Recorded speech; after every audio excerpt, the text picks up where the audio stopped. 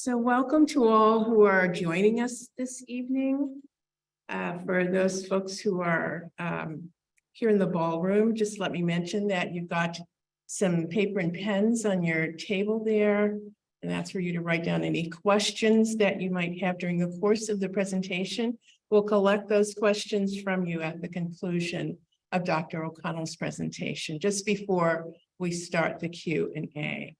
And for those who are joining us virtually, we're going to take another moment or two before we get started. We want to allow a few more minutes for everyone to enter Zoom and get settled. And meanwhile, please feel free to introduce yourselves in the chat.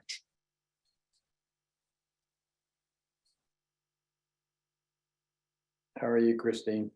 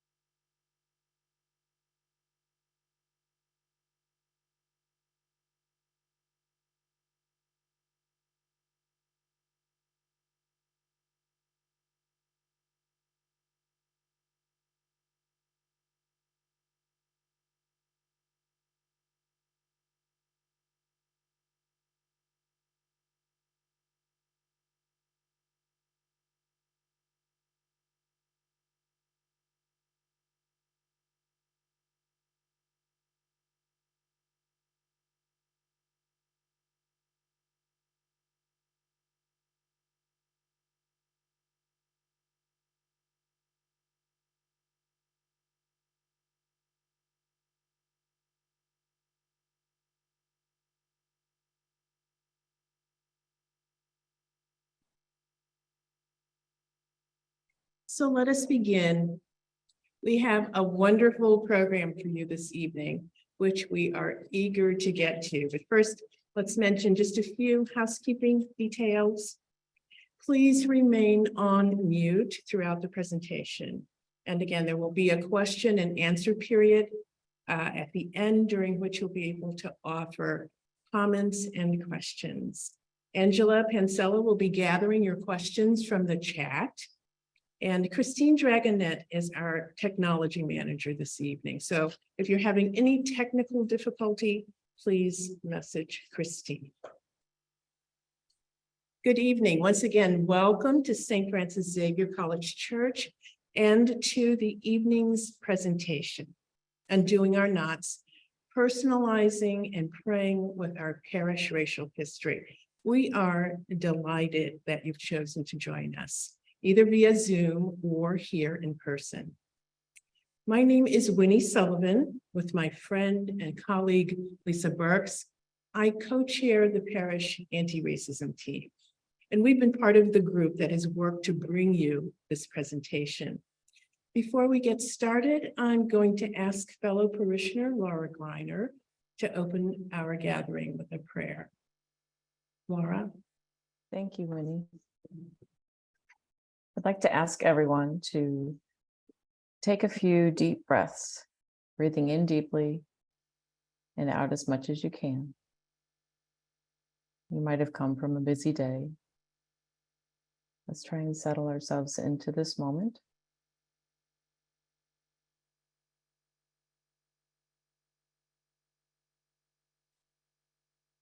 Lord, help me settle into my discomfort, to remain in my unease and sit with my disquiet.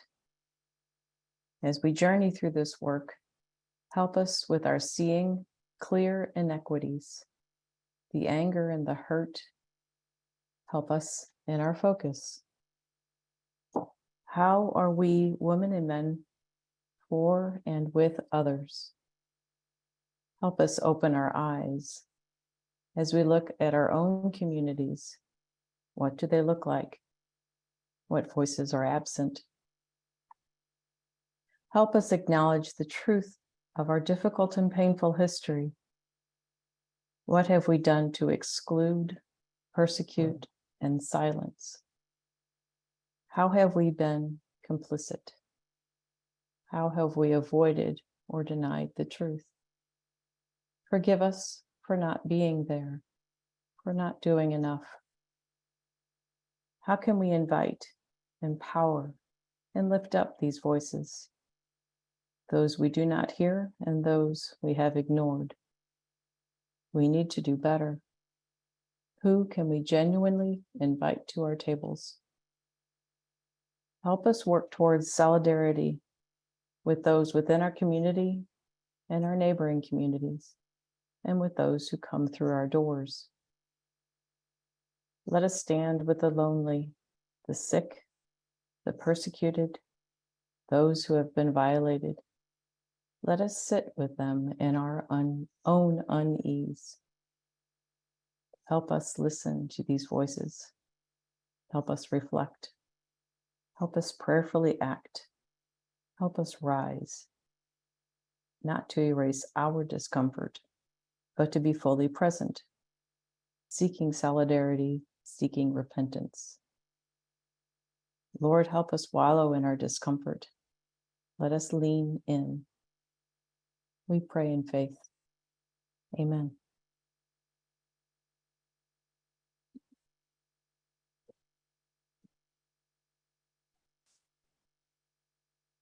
Thank you, Laura. Many of you know that for the past year and a half, we here at College Church have been involved in a parish racial equity review. By means of the review process, we are seeking to scrutinize every aspect of our parish life to determine how and where systemic racism is upheld, and to make recommendations that result in just and equitable change. Fundamental to the review has been a deep dive into our parish history, which simultaneously has required a thorough study of the history of the St. Louis Archdiocese, the Jesuit Order, St. Louis University, on whose campus our church is located, and the civic events that form the context for the developments that took place over what is almost 2 centuries since this parish was founded. Our presentation this evening is an extension of the work of our parish racial history and our equity review. And it is our hope that what we hear this evening will soften our hearts for continued engagement in the review process.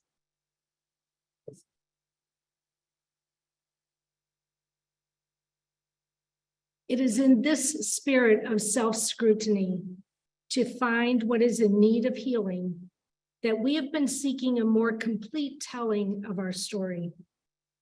In the process of researching the history of our parish and community, we are encountering people and events from the past that allow us to better understand the present and to create paths toward a more just future. Guiding our work is the application of a framework of stories based on the work of Dr. Leanne Bell. You see different categories of stories defined in this slide. And this has helped us to look beyond the familiar narrative or stock stories to confront a more complete truth and reveal many stories of people who are marginalized, those stories that have been concealed. So, as we tell the stock story of the Jesuits as intrepid pioneers who journeyed into the wilderness of Missouri to save souls, we must also include the concealed story of the many enslaved African Americans who were forced to accompany the Jesuits, recognizing that it was through their uncompensated labor that the seminary, the university, and College Church were built.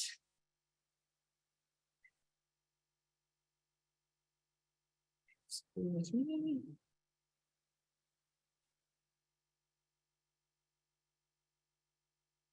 Excuse me, I lost my place.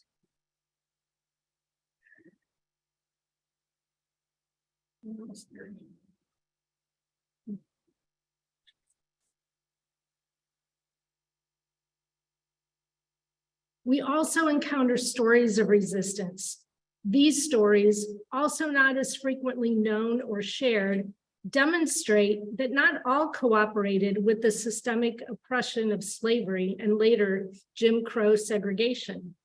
Enslaved African Americans sought and successfully purchased their freedom or sued for freedom through the courts. Some Jesuits defied superiors to advocate for integration. Respecting all of these stories as integral to our shared and personal history leads us to find our own role in either supporting or challenging injustice through our choices and actions. We can create new stories of personal and collective transformation and write new narratives of our community, one that includes and affirms all of its members. Tonight, we will hear some of the stories our speaker, Dr. Maureen O'Connell, discovered in her own family history. As you listen to her describe her journey, consider how her experience connects to your own story and those being revealed in our church. There will be an opportunity for Dr. O'Connell to respond to our questions. So again, for those who are participating through Zoom, please type your questions into the chat. And for those of you assembled here, please note any questions or comments on the papers, and we will collect those for you. Some of those questions may be gathered together to be presented by the same theme. So thank you.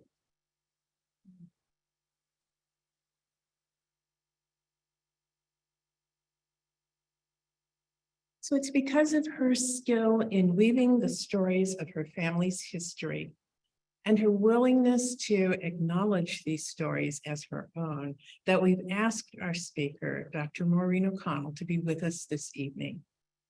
Maureen O'Connell is professor of Christian ethics in the Department of Religion and Theology at LaSalle University.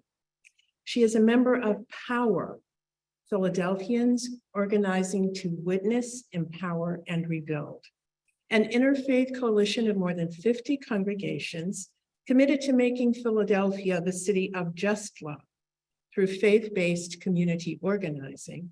And she serves on the boards of Craneleth Spiritual Center, a ministry of the Religious Sisters of Mercy, and the Society for the Arts in Religious and Theological Studies. She's also a member of the President's Commission on the Legacy of Slavery at Rosemont College. Through the duration of the Global Synod on Synodality, she will continue to serve as Director of Synod and Higher Education for Discerning Deacons, an international initiative to renew the diaconate and restore Catholic women to it.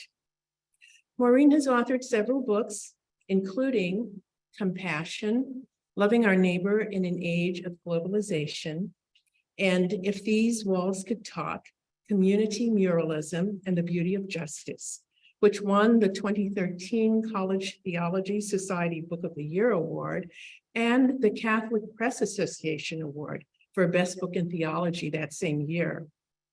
Her newest book, Undoing the Knots, 5 Generations of American Catholic Anti-Blackness, explores the interplay of her Catholic and racial identities across her family's history in the city of Philadelphia. And now we are excited to welcome Dr. Maureen O'Connell. Great. Thank you so very, very much for that warm introduction. And I think what I really am grateful for the invitation to be with you all. I said in the chat that I'm expecting to learn with and from you, and already from the introduction that has proven to be true. I am fascinated by these 4 different ways of thinking about story that Lisa shared from Dr. Leanne Bell. So I'm all ready to kind of track that lead down and learn a little bit more.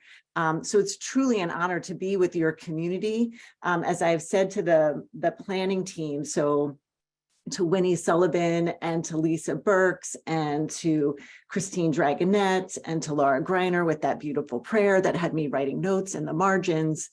You all are a community that is committed to doing this work of racial equity and racial justice and doing it together. And truly, you are a leader in our church. So I'm really humbled to be able to offer whatever I can in light of my own learnings and my own work to that project that you're engaged in. And I'm also, again, really eager to learn from you. So my hope with you tonight is I want to start by telling you a little bit about why I wrote the book. And that's going to involve a definition or two, that big word anti-Blackness in the title. I want to define that, explain that a little bit. I want to share with you a series of 5 knots of Catholic anti-Blackness that I discovered in doing research in my own family's history. We're going to only have time to delve into 3 of them, but I'm going to go into some detail on 3. I've got some archival material to share with you to make it very real. And then I'll offer a couple ideas about how we might undo these knots. But I'm really hoping that, in our Q&A, there'll be some great opportunity to do that. So I'm going to share my screen. Hopefully you can all see the presentation. Yes, are people able to see the presentation? We see it. Okay, great. Thank you. Great. So I want to begin really quickly with why I wrote this book. And there are three whys, 3 experiences across different points in my life as a white Catholic in the United States that really unsettled me.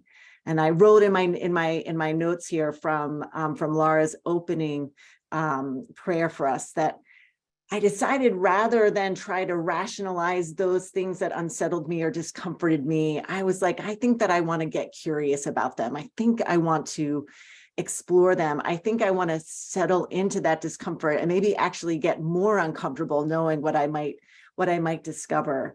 And to do that work of scrutiny, but to do so with curiosity and to go on a bit of a spiritual journey around that. So the 3 whys, the first stems from this picture of a mural in North Philadelphia. I wrote previously a book on community muralism in Philadelphia. It's the mural capital of the world. And this is a very powerful mural done as a testament to the power of forgiveness.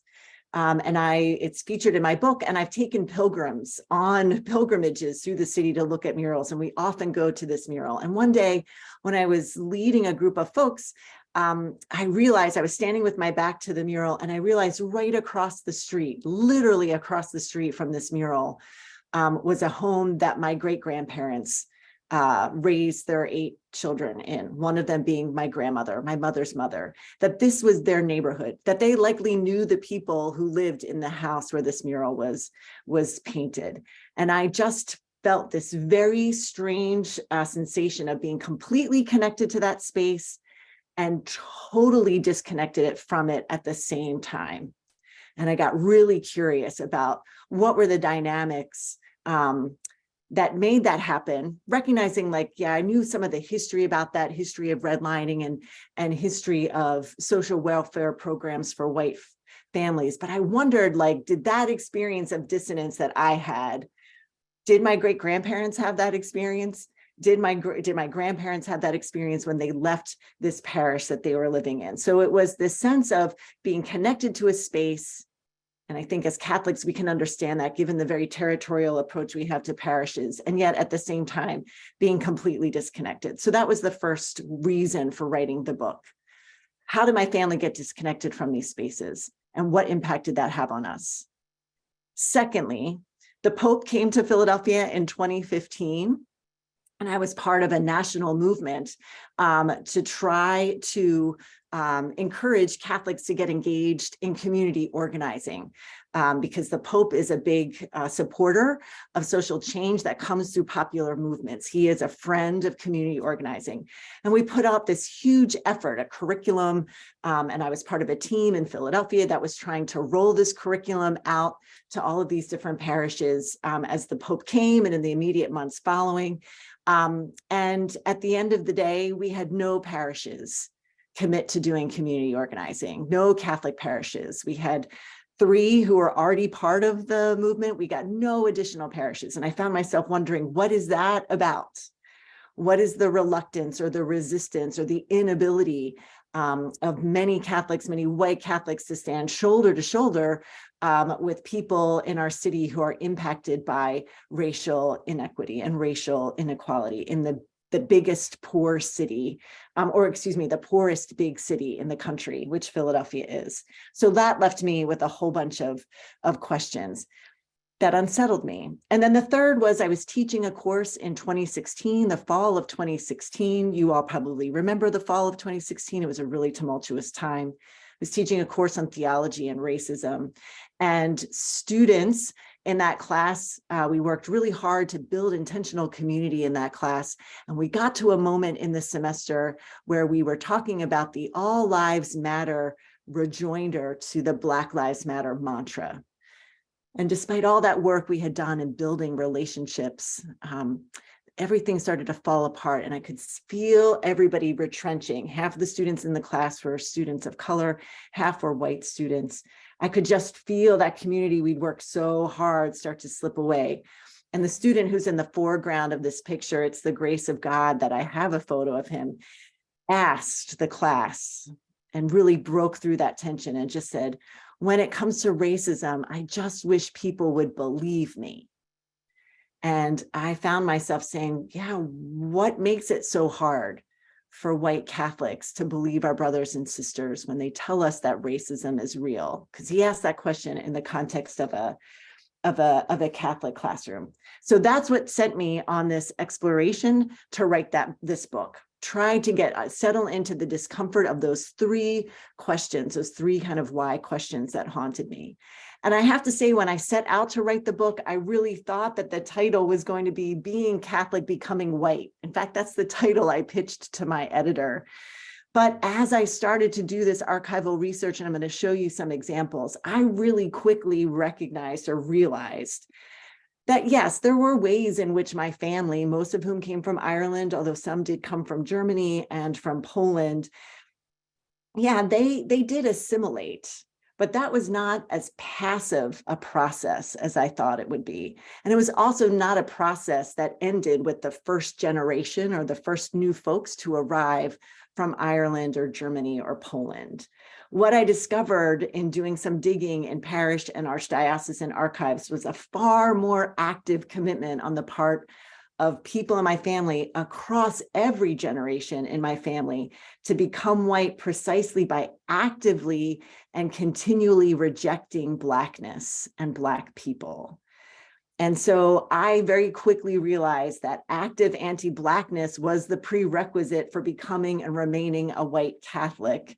And so, that's an ongoing project. It is not a once and done project. And so the title of the book just had to change. And that was very scary, but it also felt much more honest and much more authentic. And so let me just quickly define what I mean by anti-Blackness. I find Ibram Kendi really helpful here. And he simply defines anti-Blackness in terms of personal attitudes or institutional policies that assume that there is something wrong with Black people. So anti-Blackness are personal attitudes and institutional policies. And I think we could also talk about cultures that assume that there is something wrong with Black people, that they are a problem that needs to be fixed or a situation that needs to be dealt with. And Catholic ethicist Katie Grimes really helps deepen that for me by suggesting that anti-Blackness involves pervasive and collectively held beliefs that have a long history in our American culture that associate Black people with servitude, that see Black people as a threat to personal and collective security, that render Black people's belonging, whether that's belonging to America or it's belonging to the Catholic Church, that belonging is suspect and it's conditional. And those conditions are not set by Black people themselves, the conditions for belonging. So I found 3 examples. I found multiple examples of these in my, I'm going to move really quickly, in throughout my research, right? I found 5 of them.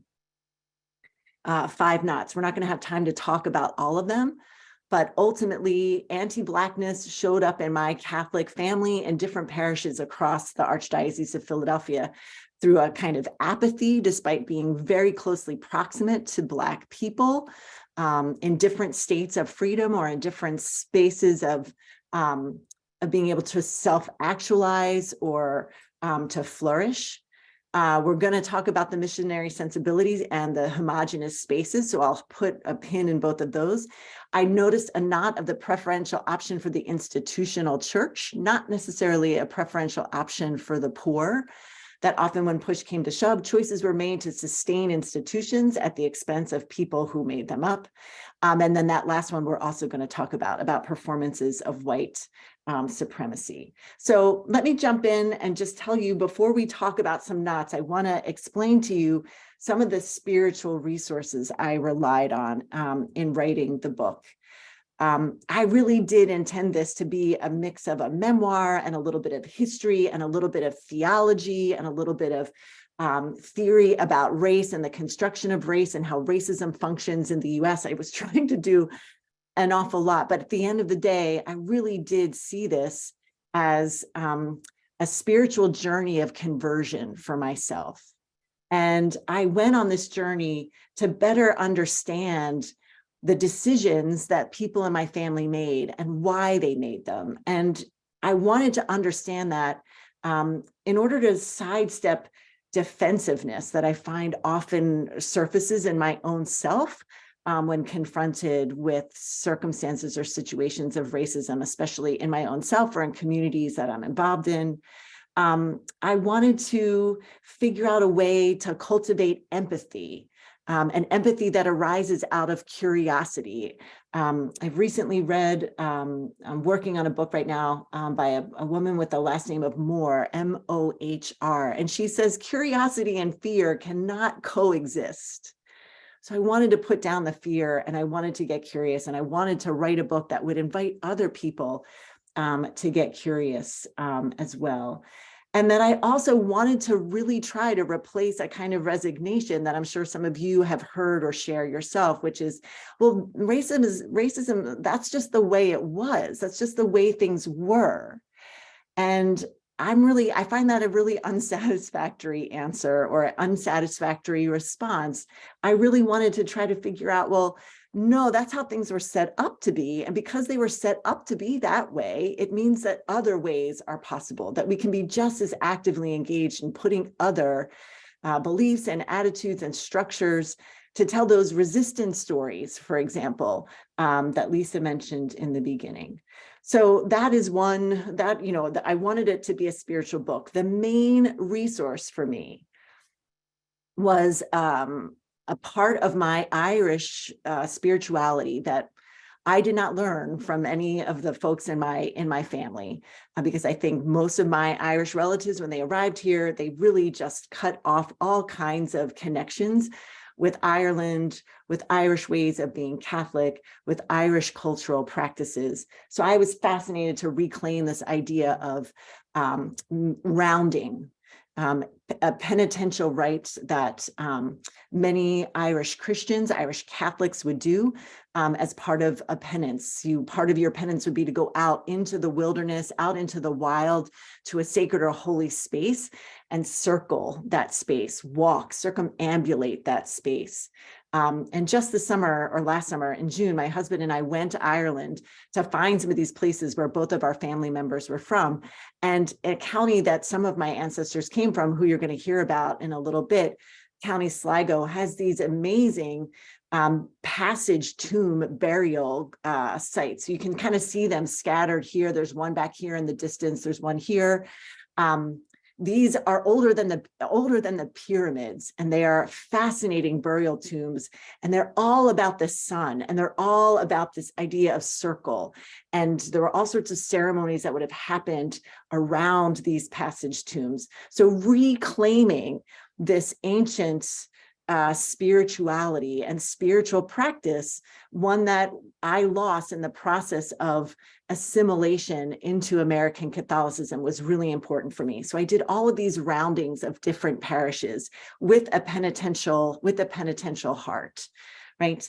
I think a second thing that was very important for me, a resource that was really important, comes from a philosopher by the name of George Yancey. He's currently at Emory University. He's a Black philosopher. And he recommends that in order to resist white supremacy, in order to resist whiteness and the way whiteness warps even white people, maybe even especially white people, he recommends remaining unsutured, allowing the wounds of our own personal histories, of our church's history, of our nation's history to be undone, not to suture them up too quickly before we've probed them and we've cleaned them out and we've allowed some air to pass through them, that we've really examined them, right? And this notion of remaining unsutured, I think, is really powerful for us as Catholics, especially as we get ready to head into the Triduum. Because our notion of the resurrection is a wounded resurrection, as the liberation theologian Roberta Goizueta writes, that it's a wounded Christ who asks his disciples to probe his wounds before they can really experience the joy and the grace and the salvation of the resurrection. So that notion of remaining undone, remaining unsutured, I think was a very helpful spiritual practice for me. When he said in the beginning, how do we maintain softened hearts? That was a big piece. And then lastly, I think a spiritual resource that I'd like to think that is sort of my unique contribution to the growing, thank goodness, growing body of work in our Catholic tradition about the spiritual resources we need in order to undo racism. I offer the notion of racial mercy. And I build on one of my professors in graduate school, Jim Keenan, a Jesuit at Boston College, who defines mercy using the parable of the Good Samaritan as the willingness to enter into the chaos of someone else's life. And I really find that a very compelling way to think about mercy. And so I suggest that racial mercy is the willingness to enter into the chaos that racism has wreaked in our country, in our church, in our communities, in our families. It's a willingness to lean into that, to step into that, to get curious about that, to enter into that chaos, not with answers or not with agendas, which is often very hard for those of us who are raised as white. But racial mercy is a particular disposition I suggest that we need in order to take a crisis and moments of crisis and turn them into kairos moments where inbreaking of God is possible, where our imaginations can be expounded, where our hearts can be rent and opened for something new to happen. So a little bit of the why and a little bit of the resources. So let me share with you 3 knots, and I'm going to move pretty quickly through these so that you can get a little sense of some of the work that I did. So I want to start with this missionary knot. And I want to do that by starting with the place where my earliest ancestors came to the United States from Ireland. Both of them are on my father's side, the Littles and the O'Connells, who came from Ireland to Westchester County in Pennsylvania, which was part of the Archdiocese of Philadelphia then and is still now. And they arrived at a threshold time. So Andrew Little came likely in 1820, and Maurice O'Connell, who married his daughter, came a little bit more than 20 years later. And I say that they came in a threshold time around the same time that your own parish was founded. This is the antebellum period, right? It's on the threshold of the nation's conflict over slavery. So they arrive at a threshold time. And they also arrive in a threshold location. Westchester was really just 20 miles south and west of Philadelphia.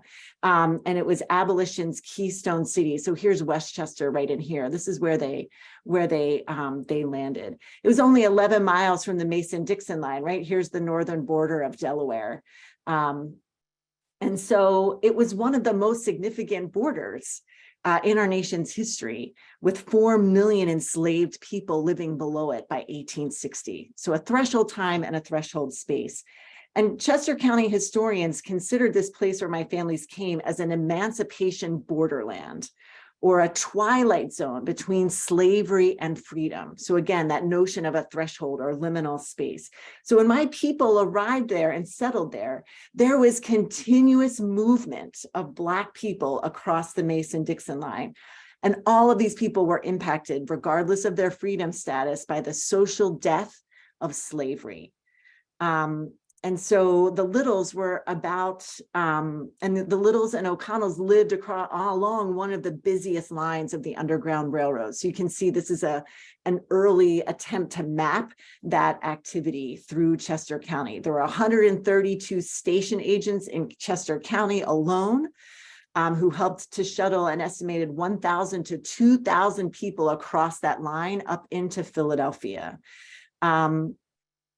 And then also it was rife, Chester County, Westchester, where they lived, was rife with early skirmishes between abolitionists and free Blacks and Southern slave owners and slave catchers, all of who were involved in either enforcing or resisting the 1851 Fugitive Slave Act, which said that slave owners had property rights to Black refugees of slavery, and that all Americans, including my ancestors, had a responsibility to return that escaped property.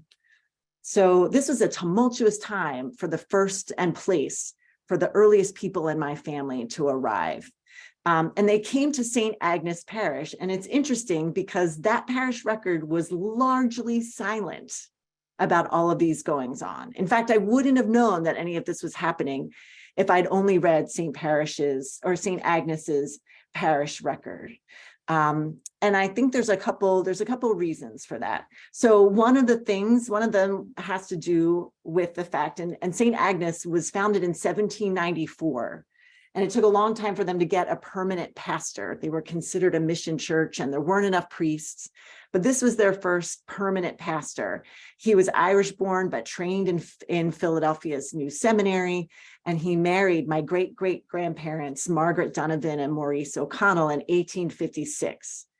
And a few years after that, he flew a giant American flag across the main street in Westchester Borough on which the church was located, under which all of the troops from Westchester, all the Union troops from Westchester marched under this big flag that the parishioners at St. Agnes, with his leadership, put up on Gay Street in Westchester.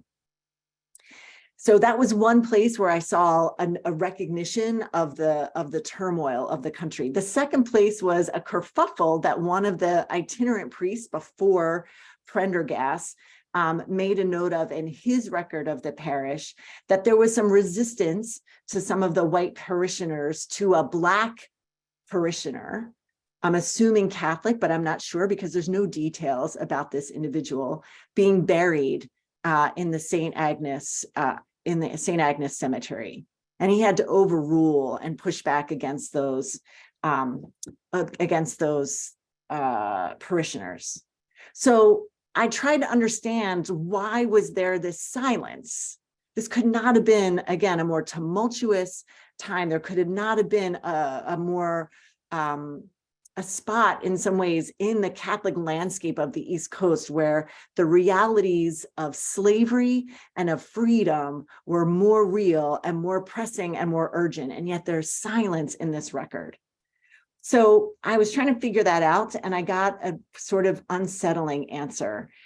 And part of that has to do with the fact that the Bishop of Philadelphia at the time, Irish-born Bishop Francis Patrick Kenrick, was a slavery sympathizer. In fact, his brother, who was a bishop of your own St. Louis, his brother Peter, was actually a slave owner himself. And so Philadelphia's Kenrick wrote a 3-volume manual entitled Theologia Moralis to help train the growing crop of American-born priests who were being formed in American seminaries. And one entire volume of that 3-volume set was dedicated to the intricacies of pastoring in the midst of the American reality of slavery. So basically, Kenrick built the moral guidelines for how to minister both to enslaved people and to people who enslaved them. He had instructions for how to do catechesis, ways of assessing penances of slave owners and overseers, sacramental rites for enslaved populations. So in short, for Kenrick, slavery was a system to work within and to moralize about, not to overthrow. So if that is the mindset of your religious leader, then it's no wonder that struggles for Black freedom were not of interest to the good people of St. Agnes. So what are the knots here? I think in Kenrick, we learn that proximity to positions of power exercised over others obfuscates or precludes the possibility of building power with others based on common histories, common experiences of marginalization, common hopes for freedom, which certainly my people who came from Ireland at that time brought with them to the United States. And I think also then in Prendergast, their pastor, we see a commitment in some ways to the values of America, things like freedom, but where the limits of those values, we bump up against the limits of those values when we start to think about how they get applied to Black people. Prendergast was very pro-union. Nowhere did I see him pro-Black freedom or articulating the union cause in terms of ending slavery, right? So a little bit of the knots. And then finally, I think what we learned, or what my people learned, especially in light of Kenrick's witness, is that the best that Christians can do, Christian Catholics can do, is to tend to the symptoms of oppressive and dehumanizing suffering with a missionary posture, one that responds out of charity to meet needs that is created by racial disparities, rather than to work to uproot the causes of that. And I think we see that not lingers today. We have a very strong tradition of Catholic social thought, but we've been completely inadequate in applying that Catholic social tradition to addressing Black inequality in our country and even in our church. We prefer a missionary, charitable stance of outreach and evangelization. So that's our first knot. Let me give you a second knot. We're going to fast forward a little bit and talk about performances of white supremacy in St. Stephen's Parish in Philadelphia. So this is the parish that the mural is situated in, that mural I showed you in the beginning. And these are the people who lived across the street from that mural. So we're fast forwarding to 1926 and the year of the country's 150th birthday, or what was called the sesquicentennial, or the sesqui for short. And we're kind of going from the rural edges of the diocese now right into the epicenter, into one of the most sort of upscale and prestigious parishes in Philadelphia, St. Stephen's. So in 1926, Philadelphia threw this giant party. It was to be a world fair to celebrate the 150th of the country. And there was a planning committee, and they were doing all sorts of work to try to get big groups who would come in and sort of create buzz and participation. And one group they didn't even have to do outreach for, because this group put an application in directly, was the KKK. And the summer before, in July of 1925, they had successfully pulled off a really big rally in Washington, D.C., with a march in front of the White House. So they wanted to have a convocation, as they were calling it, at the Sesqui. And initially, their application was not rejected. So they were part initially of the Sesqui, official Sesqui program. And I had absolutely no idea that there was even Klan interest or Klan activity north of the Mason-Dixon line, right? That was a surprise to me. What was even more surprising to me was to find in Cardinal Joseph Doherty, who is the cardinal at the time. And I love this. I found this in an archive. I wasn't even looking for it. I was paging through a monthly calendar. There are these booklets that you got once a month in every parish. And whoever this bulletin belonged to just happened to tuck in a picture of Cardinal Doherty into the bulletin. You can see him. He was a really big guy. He was incredibly authoritarian. He called himself God's bricklayer because he built the infrastructure of Philadelphia. But anyway, I was really shocked to find in his papers all sorts of Philadelphia-based Klan activity targeting him as sort of the face of Rome and papists in the United States, let alone in Philadelphia.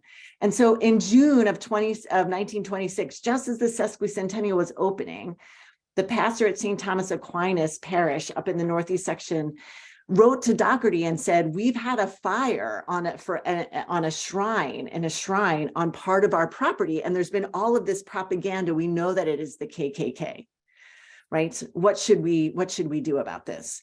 And Doherty writes back and says, just sit tight. Let's not respond in kind.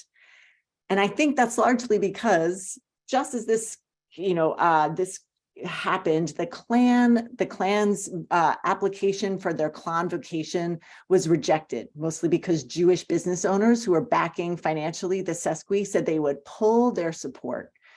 So there's an opening in the sesquicentennial plan.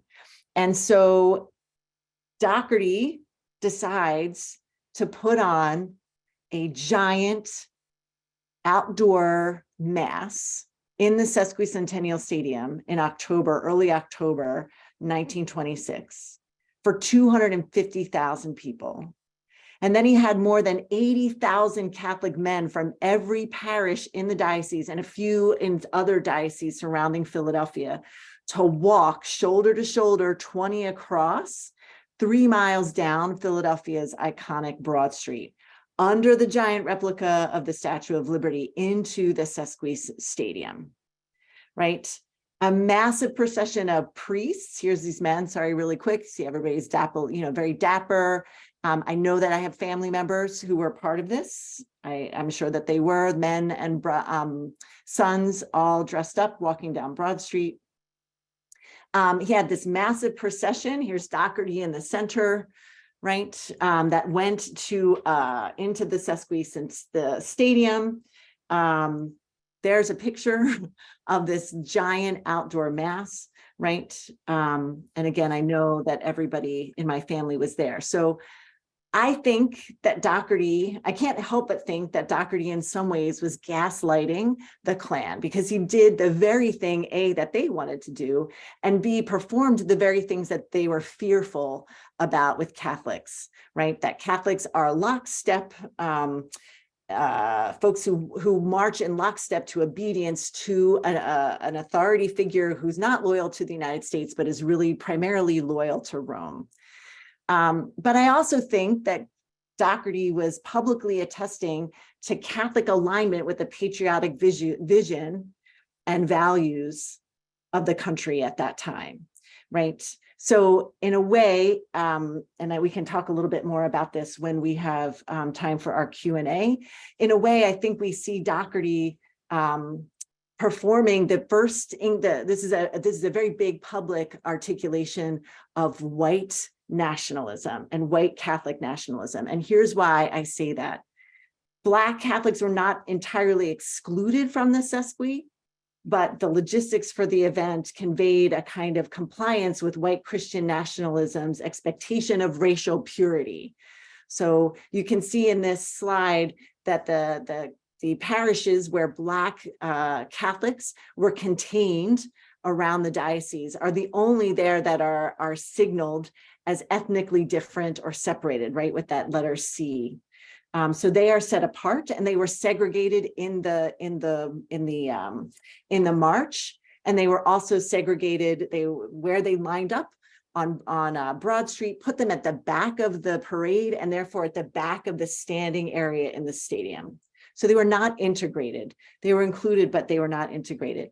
But I think even more telling in terms of the insistence on racial purity at the Sesqui event, again, in which most of my family members, I'm confident, had attended, is that earlier in the spring in 1926, as I was going through Doherty's papers, I came across in his correspondence file, I came across this lovely letter written by 3 women from St. Peter Claver Parish, which was the first Black parish in the city of Philadelphia, asking to be able to contribute to the sesqui, to the Catholic exhibit at the sesqui. And they were writing to him to ask for his permission.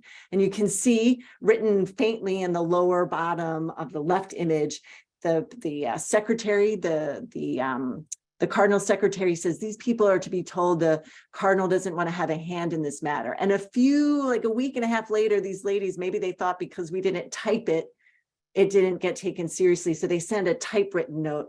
And again, they get a similar letter written back, right?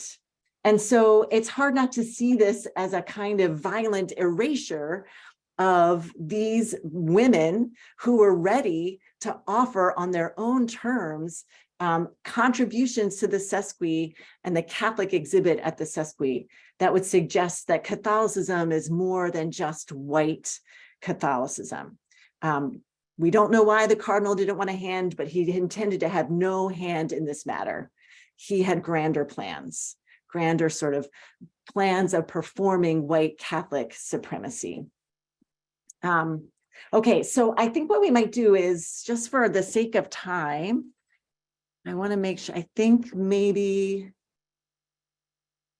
what we'll do is we'll save, I'll be able to try to work the third knot into our Q&A. So I want to make sure that we leave ample time for that. So I think what I'll do is I'm going to stop my sharing for right now and turn it back over to Winnie and Lisa and kind of digest what we've got. And then when we get to Q&A, I'm sure that I'm going to be able to work this third example in.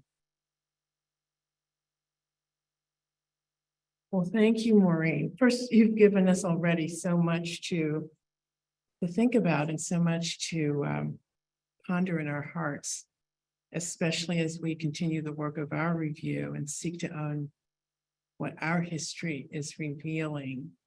Before we get to the Q&A, I am going to invite Dave Worthman, a parishioner here at College Church, to offer reflection in response to what it is we've heard.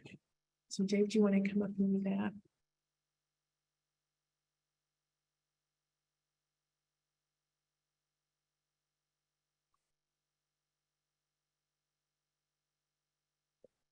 Thank you, Winnie. I have a lot of very scattered thoughts, so this is not going to be as easy as I'd hoped it would be. One thing I'd like to say to Maureen before I start, in reading your book, when you talk about the Jesu parish there in Philadelphia, I think you said that church has been torn down. But No, is it sorry, still there? It's still there. It's still there. And that's my next example. So I'll make sure that we get to it, Dave. Yeah. Well, you mentioned that it's right off Girard Street. And I had an affiliation with the Redemptorists who are down at St. Peter's. And I knew that was on Girard Street also. And I had never made the connection. So I went and Googled, Google mapped. They're only like a mile apart. So it would be walking distance. It's where the shrine for St. John Newman is. And I've been there 2 or 3 times in my life. So I feel like I can say I've been in the very neighborhood you were talking about. Yeah. Yeah. Without even realizing it. That's great. One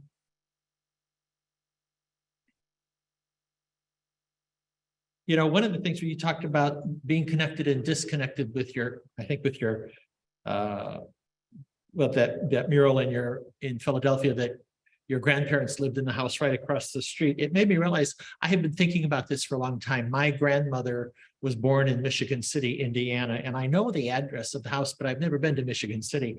And I have for years been thinking, I really want to go there just to see the house. To have that connection with my ancestors. Now, my ancestors, all of my great-grandparents came to this country, except for one, after the Civil War. So we don't go back to the 1700s. We don't have that history. But, I identified with that as, I really need to go see that house where Grandma was born and grew up.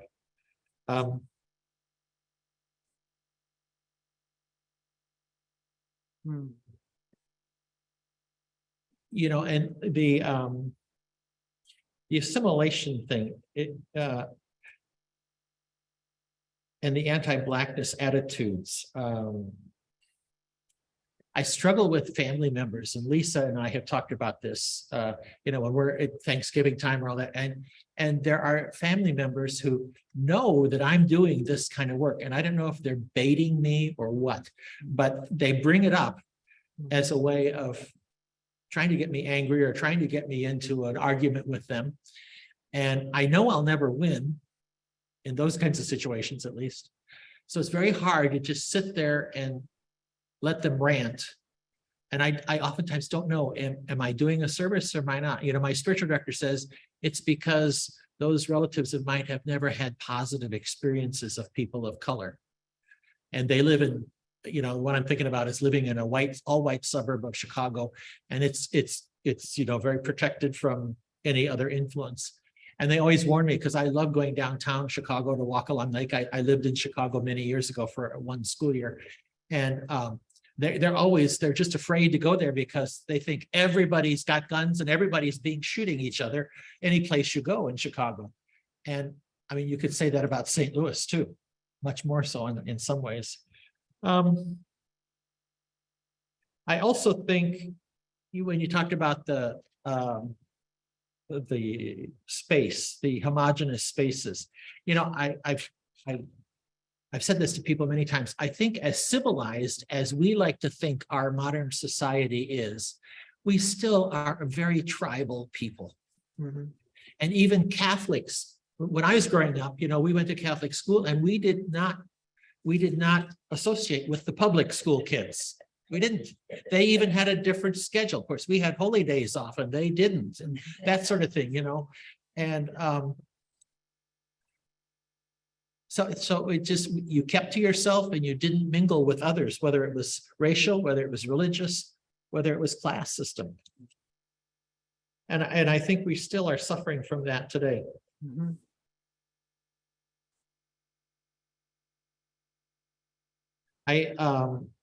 then close to the end there, we talking about missionary sensibility and the slavery freedom with the Mason-Dixon line. I mean, we struggle with that here in St. Louis, because in Missouri, because Missouri came into the Union in 1821. And at that point, no states were to be added that were slave states, but they wouldn't join until the famous Missouri Compromise allowed Missouri to come in as a slave state, even though it was, some people call it a northern state, some people call it a southern state. I don't know. You were kind of caught in between there, but that was you know, part of the founding of the state of Missouri. Now, the city of St. Louis goes back quite a ways before that, almost a century before the state. But that's one of our founding things for this state, and we still struggle with that. And I think sometimes it's well, you talked about how that positive, the position of power exercised over people prevents with people. And I'm wondering if that's one of the struggles the church is having with the synodality. We're so used to running to the pastor all the time with all of our complaints and all of our needs, or to the bishop. There's a great story here. I don't know if you've ever heard this. I don't know if everybody here has ever heard it. Archbishop Glennon was a very staunch segregationist. Well, he was immediately followed by Cardinal Ritter, who almost immediately integrated the Catholic schools. And what year would that have been? 47, yeah. And there was a group of Catholic men who approached him and challenged him and threatened to take him to Rome. And he just said, go ahead, I'll just excommunicate all of you. You know, so he had the power to do that, and they couldn't say anything. And so I wonder if that's some of our, and I know even with bishops who struggle with Pope Francis over that whole thing, that I think they're threatened by having to share their power with the laity in the church, rather than recognizing that the Holy Spirit can do what it wants, you know, with whoever it wants. So Dave, just that's great. some of my random thoughts that are coming. You did a great job. Thank you. Yeah. I mean, I think I want to, if I could, just build on one or two of those things that he said. Is that all right, Winnie? If that Sure. Dave offered, is that good? Please do. I mean, I'm really struck by you lifting up the Missouri Compromise, because I think one thing that, and it kind of goes along with that knot of the preferential option for the institution.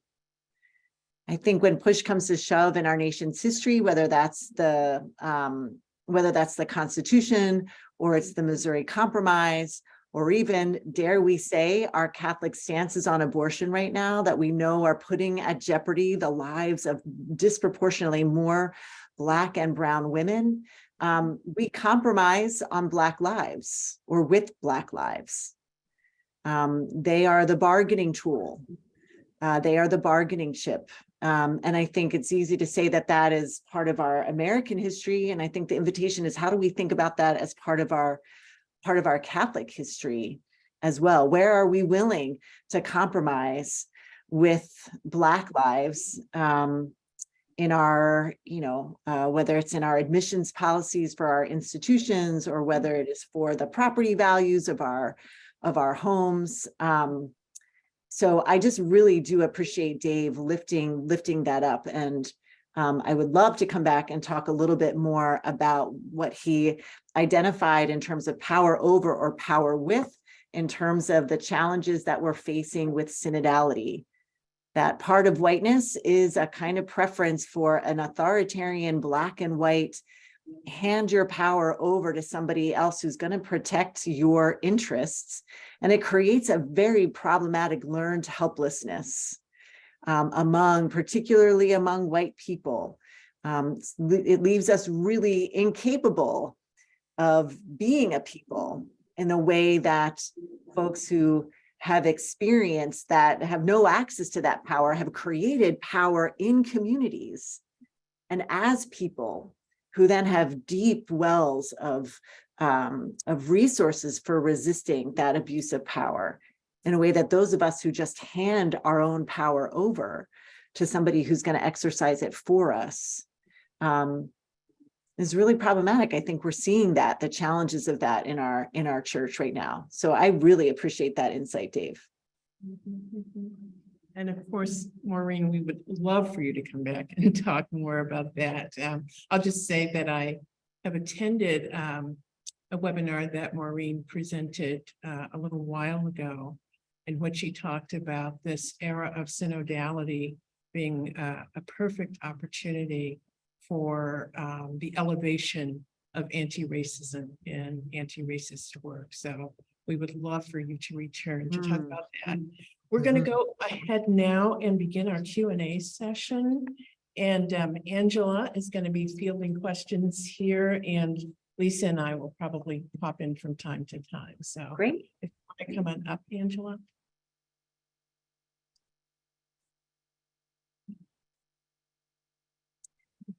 So our first question was, I've heard that the Catholic Church in the US was at one time one of the largest owners of enslaved people. Maureen, were you able to find any evidence that St. Agnes or the Archdiocese of Philadelphia or other Catholic institutions in Philly enslaved people? Yeah, thank you. That's a great question, Angela. So I did not. Well, no, that's not true. I did in St. Stephen's Parish, that same parish that we were just talking about. One of the first Catholics, he was Irish, born in Ireland, spent some time, he became a physician in France. This is like in the early 1700s, spent some time in the Caribbean, arrives to Philadelphia in the 1730s and buys a huge tract of land, which he called a plantation. And we know from the records of itinerant priests around serving Philadelphia, because again, there weren't enough Catholic priests at that time. This man kind of had a house church, a church like welcomed people to come to his house when a priest was there to perform mass. We know that at least two people were baptized. Two enslaved people were baptized by this man, Michael Brown, Dr. Michael Brown. And Michael Brown goes on to give away, he lists these people in his will, among all of the other objects that he owned and how his executor was going to handle and disperse of his wealth. And big sections of his land then some are given to the archdiocese and some are bought by the archdiocese. So St. Stephen's Parish for sure, encompasses some land that was certainly owned by somebody who enslaved people. And that was really surprising to learn. And again, not something that's it's in the record, but nobody is really talking about it in the city of Philadelphia, and is certainly in the Catholic Archdiocese of Philadelphia. And I think to the point too, when I went looking when I realized that I had ancestors who came in 1820,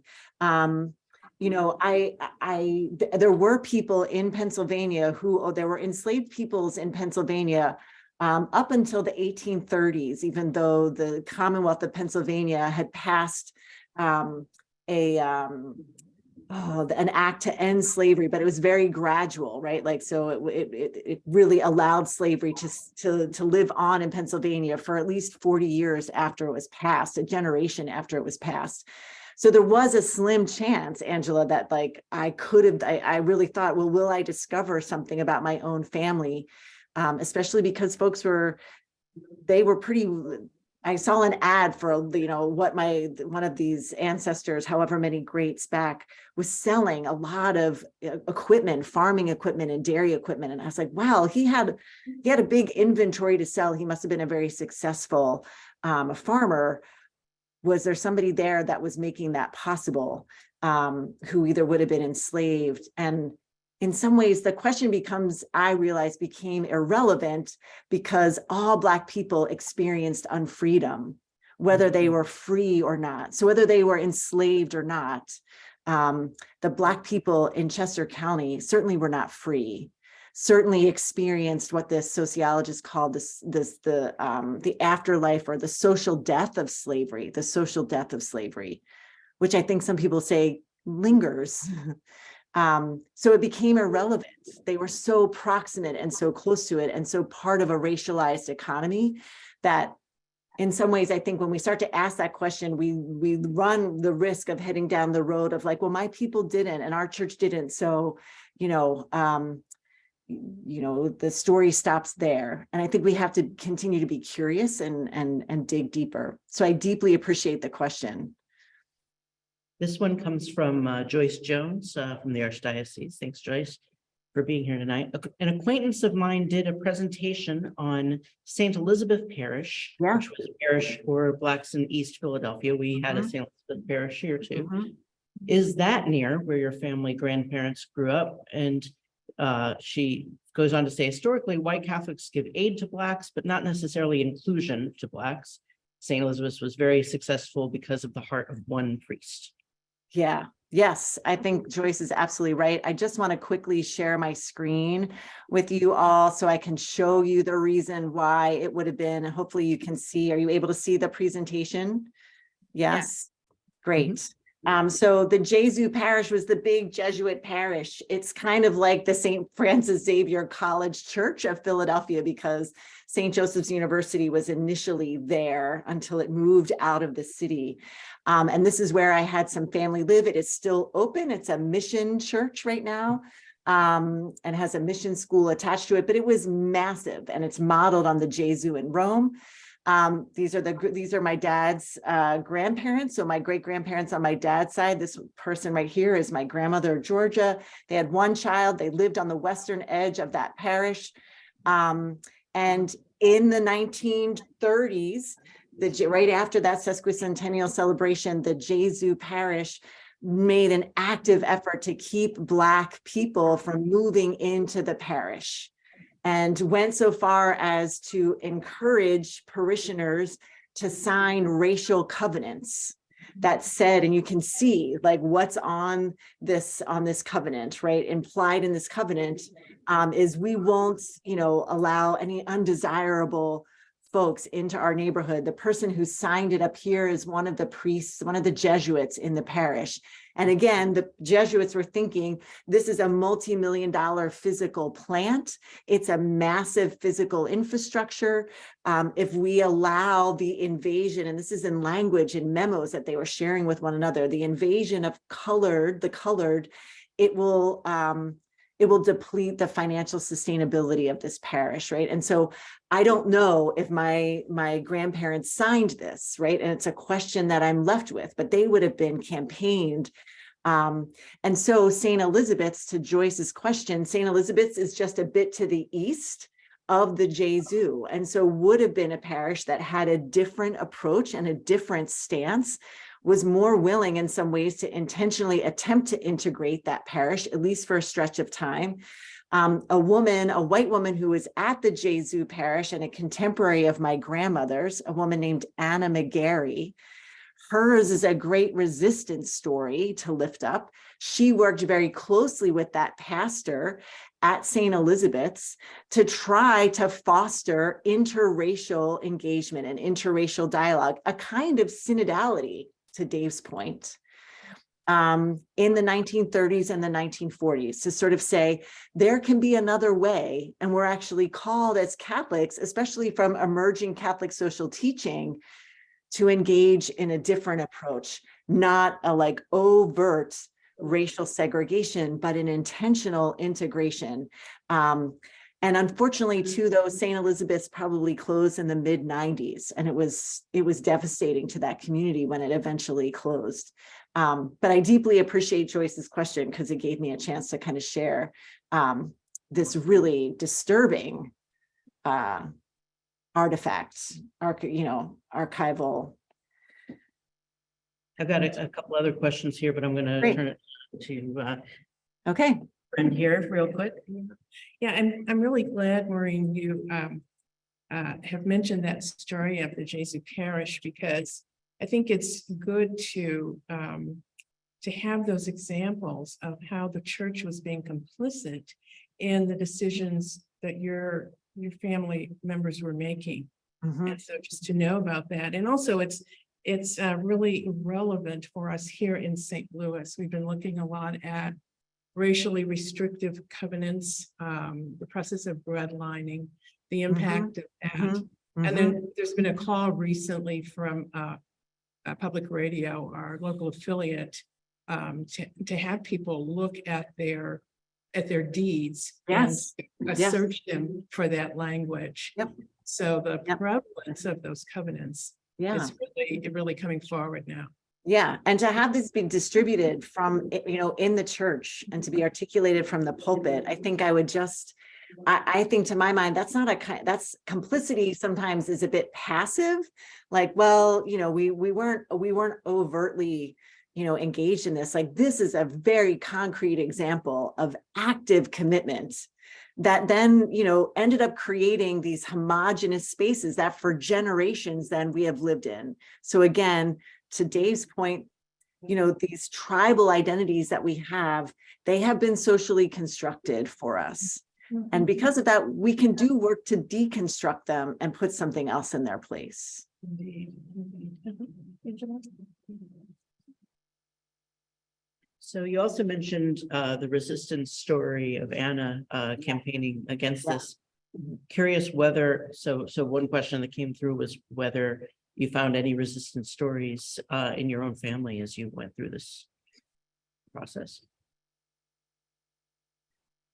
Yes and no. Yes and no.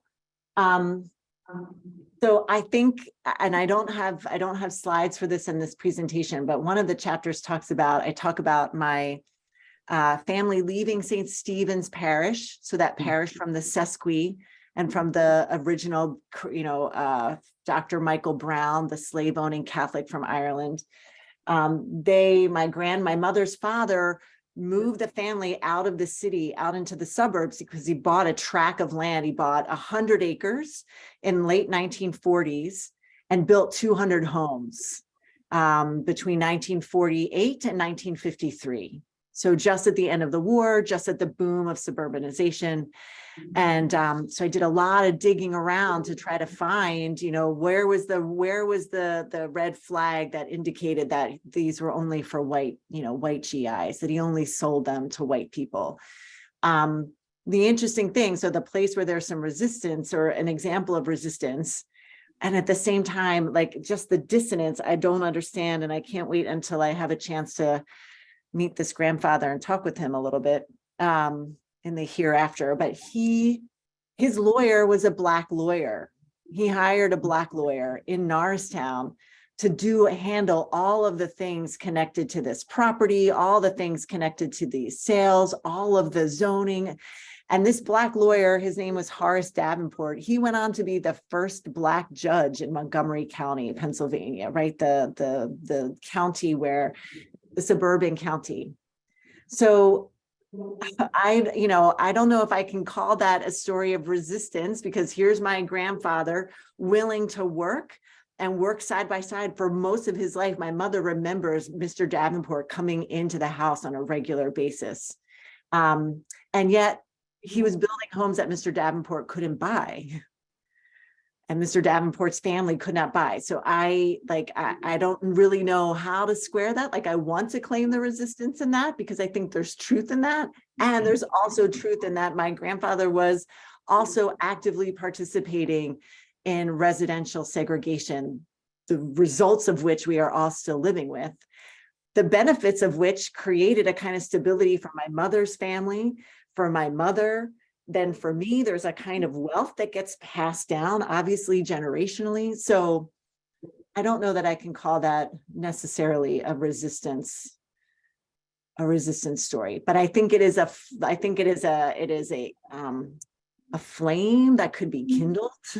They also employed a Black housekeeper, who was the housekeeper from the time my mother was an infant until my mother left the house. This woman, Lillian Bagley, was at my parents' wedding. My grandfather paid into her Social Security, even though he was not legally required to. Right. So again, I think there's these individualist, individual acts of recognizing something was wrong and doing probably what you could in the context of that. But I don't know that necessarily, that's still working within a broken system, as opposed to figuring out how to name that system as broken and figure out the power that you have in that system to do something different. Thank you. Yeah. Another question, can you speak more about the missionary sensibility? This says, it seems such a powerful hindrance to changing the minds and hearts of white people, both in and out of the church, is taking a tact to directly expose that as white people in the church means to assuage their guilt rather than address the injustice at the roots of racism. I mean, that person, whoever that quote, that's great. I mean, I think that's exactly right. I think it gives me an opportunity. I want to show you sort of my thoughts. I have to share this screen. You need to see it. Can you see that now? Can you see the screen? Yeah. Yes. Yeah. I mean, I think that most of us who are white and Catholic have been formed to be good and do good. And doing good is giving back. Doing good is responding to the symptoms of injustice. And as the person who asked the question, like, that has its own emotional pressure valve, its own release. It creates this. There's a great sociologist who has a book called Being White, Doing Good. And doing good is, that's rooted in the language of charity, is actually its own form of injustice, because it just maintains the status quo. And that's kind of one of the questions that led me to write the book. Like, why was it so hard for so many Catholic parishes in the city of Philadelphia to get on board with Francis's vision of what it means to be church, and to even entertain community organizing as a response to social injustice? So to my mind, the alternative to, a missionary sensibility, and that's not to say we shouldn't be meeting needs. There are needs, but if that's all we're doing, then that is a form of violence, and that is a form of oppression. Community organizing is a completely different approach. It's rooted in a deep kind of spirituality. It is about a kind of ongoing learning of self. It's learning how to stand shoulder to shoulder. And actually, for those of us who are raised as white, to be led by the people who are closest to the pain of the world, because they're the ones who actually know what the solution is. But often it's our whiteness and our classism and our sexism that keeps us from being able to recognize those folks as leaders and trust their wisdom. So there is, and most community organizing, interfaith community organizing networks across the country now have active anti-racist formation for all of the people who are involved in them. So I don't know if you all are part of a network there in St. Louis, but this could definitely be something that your committee could explore, your team could explore. How could St. Francis Xavier College Church contribute to organizing efforts in St. Louis? That's a great idea. So what would you recommend for those of us who might want to explore family history with this spirit of curiosity? Yeah, good. So I think it is really first and foremost about starting with curiosity. That's why I have that and the solution to the knot of homogeneity, creating homogeneous spaces where everybody's the same, that really stunts our curiosity and our imagination. And it allows us to work with assumptions, even about ourselves and our families, that are not true, are those stock stories. Like, we know our families have stock stories, coming back to Dr. Bell's typologies of stories. So I think it really is about getting curious, and getting curious not with a thought of shaming, or not with thought of trying to blame other people or yourself, or not as a way of assuaging guilt, but really with a heart that wants to learn, and a heart that wants to be freed by truth.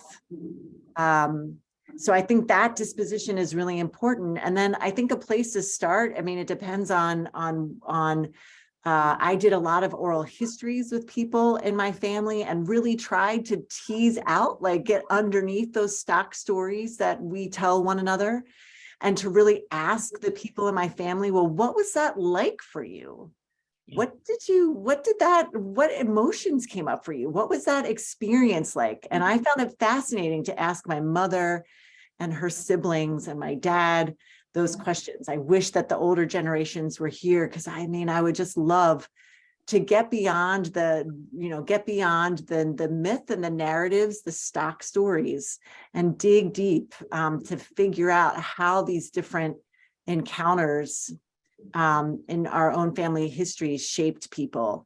And then the last thing I'll say is Archdiocesan archives have a lot. I didn't have to go really deep. Also, county archives. I'm not a historian. I was a history undergrad, but I'm not a historian. And I didn't have to go looking very far or deep. I'm sure that's been the experience of your committee in trying to unearth some of your own parish history. A lot of this is hidden in plain sight. We've just learned how to compartmentalize it and not see it or tell different stories about it. Very true. Thank you all for those who have offered questions. Oh, Mary, did you have, maybe we do have time for one more. Thank you. What do you think the relationship is between the lack of awareness of Catholic social teaching and its lack of emphasis, and the continued alliance of the church with white supremacy? Oof, that is a whole nother lecture. That is a great question, but that's exactly the kind of questions we need to be asking. Truly, these are the things we need to get curious about. My quick answer to that goes back to I'm sure it would predate the sesqui, but that's why that sesquicentennial event, to my mind, was so significant, because it was an articulation of what it means to be American. And to be American, the Catholic Christianity is the ideal religion for America, is basically the messaging in the homily from that event, and all of the pomp and the spectacle. And that expression of Christianity and that expression of Catholicism is a white expression. It is a white expression. And there was very little space. It's a white, masculine, clerical expression of Catholicism. And I think we are seeing, and these are not my words, but I love them. Paul Moses from Commonweal talked about how we're seeing the blend of traditional piety and political populism. And that was evident there at the Sesqui. And I think we see that Catholics are definitely involved in white nationalism, white Christian nationalism. Catholics are deeply embedded in that. They are leading pockets of that. And so I think we have to be really clear in naming that and exploring that with scrutinizing, to use your word, scrutinizing that. So thank you for that really good question. And I will turn it back over to Lisa. I am sorry to say that we are at the time that we must bring tonight's discussion to a close. Maureen, we are so grateful to you for sharing some of your stories with us and for helping us to see not only some of our entanglements with systemic racism, but also some of the ways that we can begin to loosen some of those ties. And I know our conversations will continue beyond this evening. We also appreciate the participation of all of you who are in attendance this evening. Your questions and contributions have deepened our understanding and help us to see new connections. We do have copies of Maureen's book, Undoing the Knots, that may be purchased through College Church. If you are able to pick it up from us here at church, we will put a link in the chat if you wish to order it. If you cannot pick it up from College Church, please reach out to your local independent bookstore. This event would not have been possible without the support of so many people. So we would like to first recognize the wonderful staff at our parish, St. Francis Xavier College Church, as well as all of the volunteer members of the anti-racism team, the equity review team, as well as the history committee, all who have been journeying together in our work of anti-racism. We would also like to recognize the work of the Slavery History, Memory, and Reconciliation Project, the Jesuit Archives, and the St. Louis Archdiocesan Archives, who provided invaluable resources to our parish research. We would also like to thank and recognize the Central and Southern Province of the Society of Jesus, and particularly the Jesuit Office of Justice and Ecology for their ongoing support of our anti-racism work. So again, many thanks to all, and have a wonderful evening. Thank you, everybody. Good to be with you.